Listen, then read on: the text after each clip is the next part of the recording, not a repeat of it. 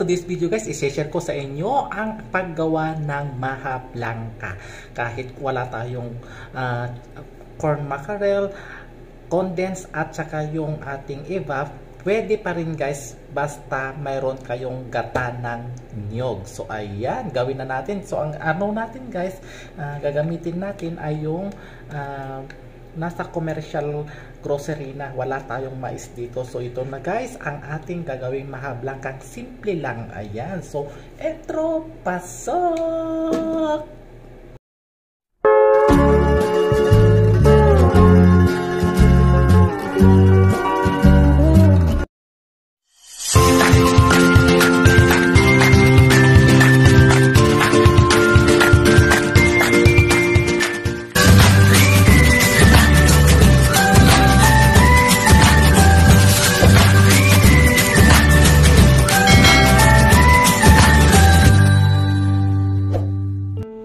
So yan guys, timplahan na natin.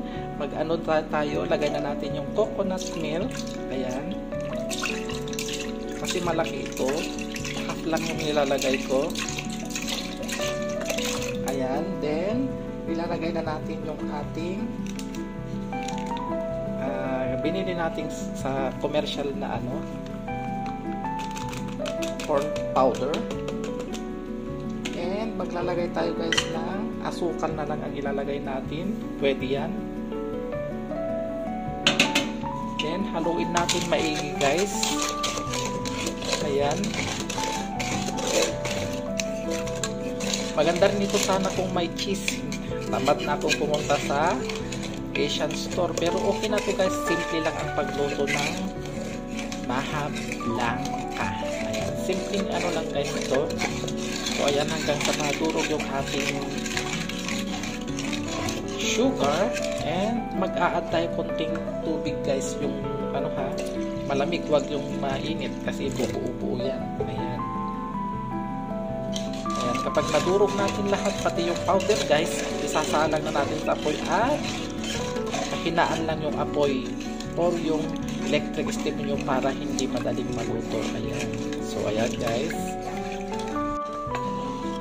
So ganyan guys, sipag at syaga lang ang pagluluto ng maha blanca para hindi siya masunog. So ayan, dahan-dahan lang lagi guys, hinahalo yung ganyan lang kung gusto mong kumain ng masarap.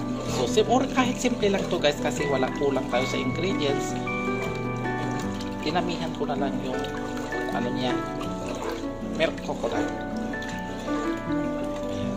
Pero maganda sana ito kung kompleto ang ingredients natin. Mayroon yung evap, mayroon yung kondensada, at saka yung may corn mackerel, at saka yung cheese na ilalagay natin sa toppings. Pero wala. So anyway, simple lang naman ito, di ba? Basta mayroon tayong makain na maha blanca. Sa Ilocano, dudul sa amin to. So kapag tagmais sa amin, ganito ang ginagawa namin.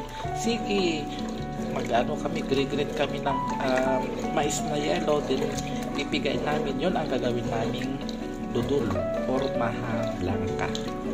Pero anyway, ngayon meron na nabibili sa grocery, so yun ang ginamit ko. Ayan.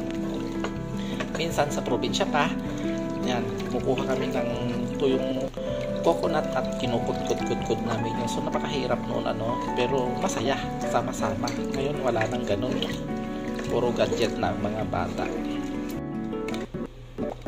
Ayan siya guys, okay na siya. Pwede na nating ilapat sa ating lalagyanan. Diba?